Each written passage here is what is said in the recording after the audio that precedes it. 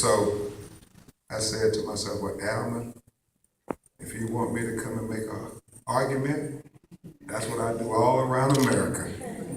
And so may it please this jury, Twanda and Palmer, and what a beautiful jury you are. Give yourself a round of applause.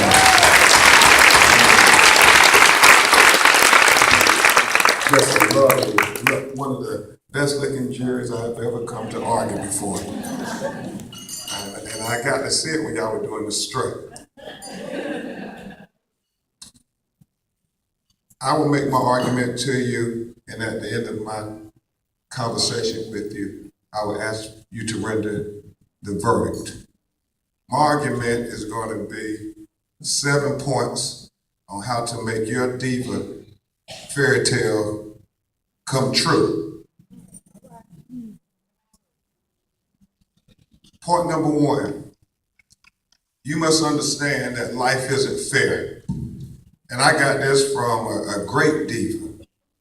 A year and 2 weeks ago, about July 14th, many around America, say out the world, was just shocked when the killer of Trayvon Martin was found not guilty of murder. And like a lot of you all, I was heartbroken. And I remember talking to my 100-year-old grandmother. And my 100-year-old grandmother reminded me that life isn't fair. And it was deep because at 100 years old, she was still in her right mind. Now, ain't that been a diva? Yeah. Hallelujah. And my grandmother said to me, baby, if you expect the world to be fair just because you are fair, you're fooling yourself. She said, that's like expecting the lion not to eat you because you didn't eat him. Woo!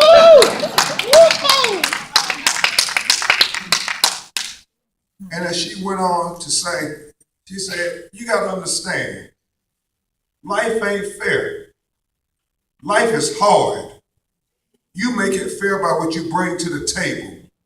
And if you don't bring anything to the table, don't expect anybody to let you sit down at the table. So everybody, we have to work on what can we bring to the table. You see, Hilda is bringing something to the table. And, you define what you bring to the table. Don't let others define what you bring to the table. But you bring something to the table saying how I'm going to make this life fair. I don't want you to give me anything. I'm going to do it for myself. Point number 2, understand that it can happen to anybody. This domestic violence isn't relegated to just poor people or minorities, black people, Hispanic, white, rich. It cuts through all demographics. As Twanda and Judge Hatchett and Alman and I discussed at the luncheon yesterday. You see, the person who was my hero, one of the baddest sisters I've ever known in life. My mother, who raised 3 boys on her own, worked 2 jobs, made sure that we got all our school and got in before the street light came on. My mother, such a proud, articulate, sassy woman, fell victim to domestic violence as well. And I just couldn't understand how it could happen to my mother. I went to college and I was there and I started hearing these stories from my relatives. Then I heard them from my 2 little brothers. And I couldn't believe it. I'm like, my mother? She's letting somebody push on her and hit on her? My mother? I couldn't believe that. I just couldn't believe it. But it was true.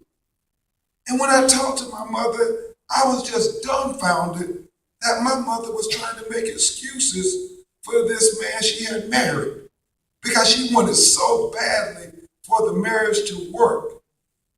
She wanted so badly not to be embarrassed by family members and friends that she tried to justify this guy getting drunk and abusing her.